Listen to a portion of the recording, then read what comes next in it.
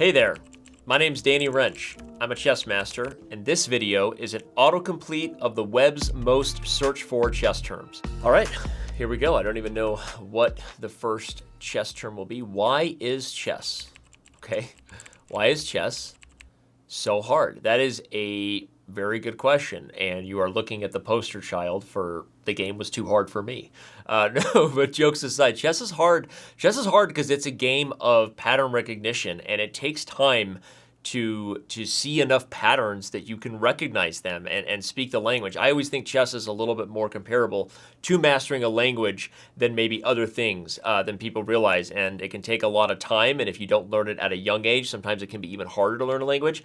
But chess is hard because it takes time to recognize what you're looking at, and you got to practice. So practice every day, I guess I'd say. What else we got here?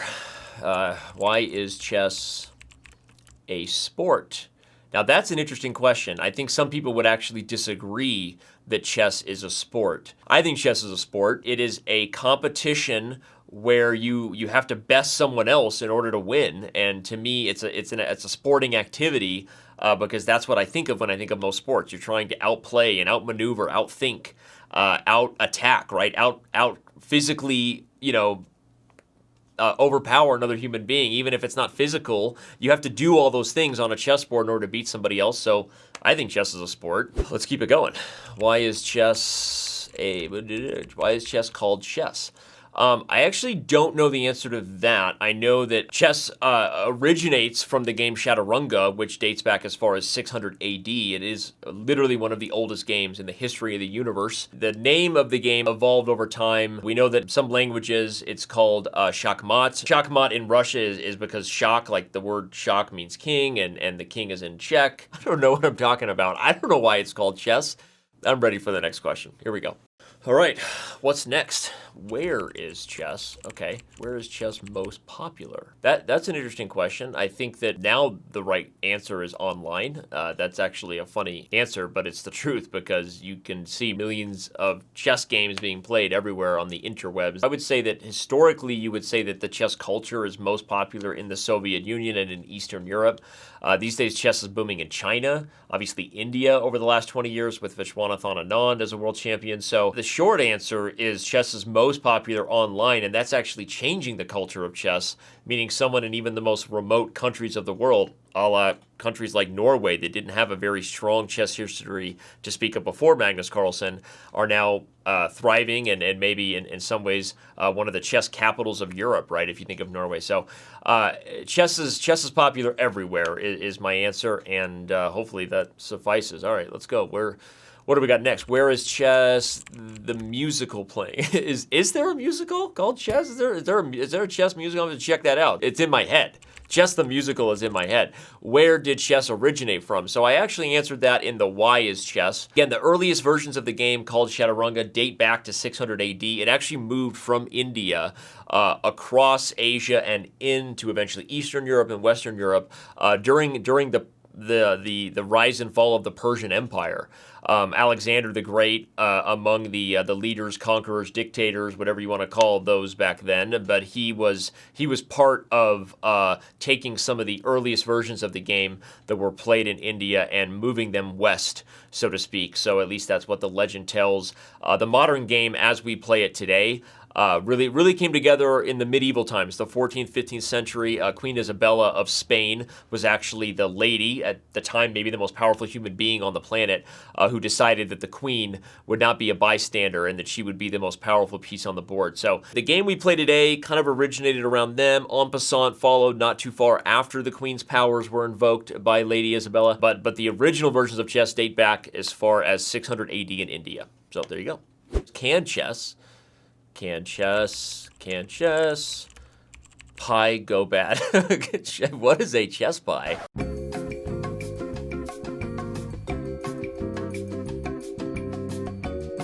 Sign me up. Chess pie cannot go bad, I'll say that. Can chess drive you crazy? Have you not seen the long-winded answers I've given for the first few starts to this video? Obviously not dealing with a full deck here. The answer is yes. Let's continue. Can chess grandmasters beat computers. So not anymore, unfortunately. We used to be able to, but chess grandmasters can no longer beat computers. They are the top chess players on the planet, even if they're not humans. They are the top chess players. The Stockfish, the Leelas, the Alpha Zeros, the Komodos of the world are our artificially intelligent overlords, and I, for one, welcome them.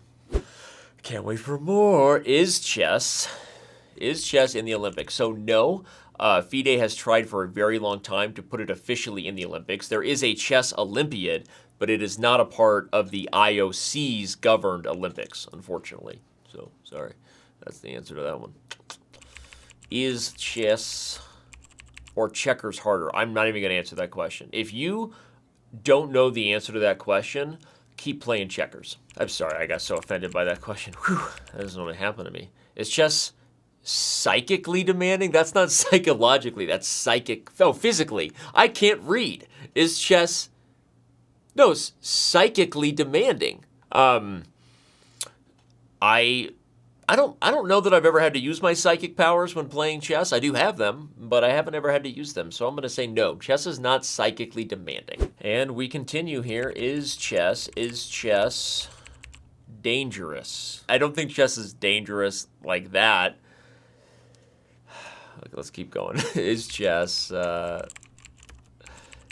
good for ADHD? It actually is. It actually has been shown to improve your focus, I think. I'm not a doctor, but I do host chess TV shows where I pretend to know things like the answers to those questions. I think chess is good for ADHD. You heard it here first. Okay, where are we at? Is chess for nerds?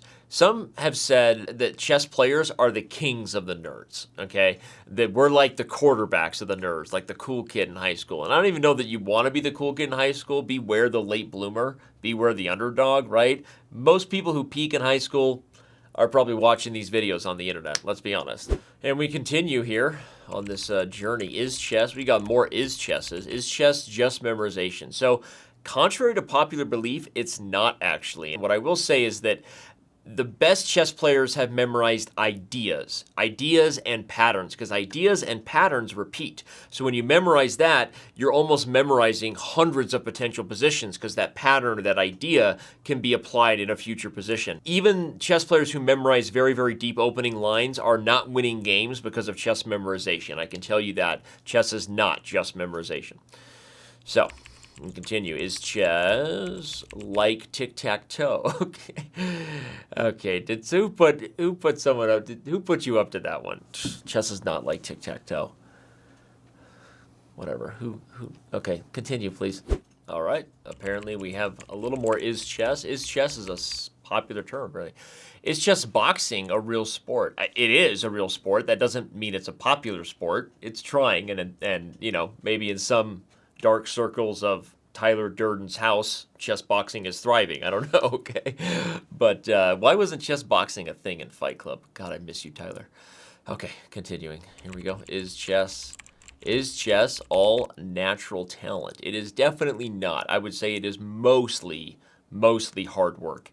It's difficult because sometimes you see somebody who's 6'10" and can jump through the roof, and you say, well, he's more naturally talented than me to potentially play basketball, right? I mean, possibly, and it's harder for us to measure the brain because we can't physically see it, at least as human beings. That's how we kind of measure things, with our eyes in that way. So I would say there has to be parts of certain people's brains and whatever their genetic makeup that makes them have a potentially higher aptitude for chess should they ever be exposed to the game. So maybe there's some natural things there that certain people would have that others don't. But I think even with that being the case, overall chess is hard work and practice. Well, that's what I would say. Is chess a draw? Well, we are trying to find out. We, as in chess human beings, are artificially intelligent overlords, right? They're battling all the time. You know, I think a lot of people have said that when chess is solved, it will be proven to be a draw. So for the most part, we assume a perfect game means it will end in equality. I think that's probably going to be the case. But the truth is, we don't know yet whether chess is a draw or not. Probably in my lifetime, we'll find out, and traditional classical chess might be solved, and then, you know, we'll be doing other different variants of it, but maybe not. So I don't know. I don't know the answer to that, but I hope to find out. No more is chess. Ooh, does chess? Now we're getting spicy. Does chess change your brain? I don't know. Does chess change your brain? I don't know. I think it can help critical thinking, and we know that it's good for kids and cognitive development, and apparently fights Alzheimer's, helps with memory loss, but I don't know if it physically changes your brain. Does chess make you lose weight? That's interesting. You know, I would probably say inherently no, in the sense that if you're sitting down physically, but also you burn a lot of calories when you're super focused. Mental energy, mental exertion, mental exhaustion burns calories as much as physical does. Now, depending on the physical activity you're doing, right, versus the mental activity, physical activity can burn more. But I do know that you burn calories, and sometimes significant ones, during long and grueling chess games. So in a way, yeah. Here we go. Does chess relate to math? Chess in a lot of ways is math, right? You have to calculate the value of what you're getting versus what you're losing. Ultimately, you are constantly making decisions of whether you're gaining more value than you're giving. There is a lot of, calculated risk assessment that goes into chess, which is kind of a different type of math. So I would say chess relates to math in a lot of different ways. And we continue. What is life? What is quantum chess? Quantum chess is a fantastic video. Google that term and go down that rabbit hole yourself. I don't even want to spoil it for you. There, let's do that. So, what is a tempo in chess? A tempo is when you gain time, and you often do this by attacking a piece. When you attack something valuable and your opponent has to defend it, as long as it's part of a greater plan, it's said to have been a move that gained a tempo. It gained a tempo and it was useful for you. What is chess hustling? Chess hustling is when you pretend to be worse than you are. You pretend to be underrated and not that good, and so you trick people into maybe throwing a few bucks in the game, right? You can Google different videos. Maurice Ashley, chess hustling in the park, right? Chess hustling was kind of made famous originally in the movie Searching for Bobby Fischer with the chess hustlers in Washington Square Park, which is a real thing, but it's not as easy to do as you might think these days, because people are often suspicious of a chess hustler. And we continue. Dan, oh my gosh, here we go. All right. What is Daniel Wrench's net worth? First of all, do we even know the answer to that question? Because I'd like to know. What is it? What is my net worth? I don't know. I honestly don't know. I have 4 kids, so it's going down. It's dwindling. I'll tell you that much. And they're not even in college yet. What is Daniel Wrench's net worth? I don't know. I'd like to find out one day. Is that a thing? I mean, yeah, I'm alive. I think so.